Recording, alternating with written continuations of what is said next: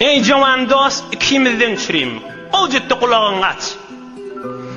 Puç hiyal, puç pikir, puç fehmu vehm kelleğini da gelagamasın ha bir vaktta. O da näme? Mene yaşım 20, 30'a varsam nefsim hutbuhut Hudaýyň diýenini ederdi.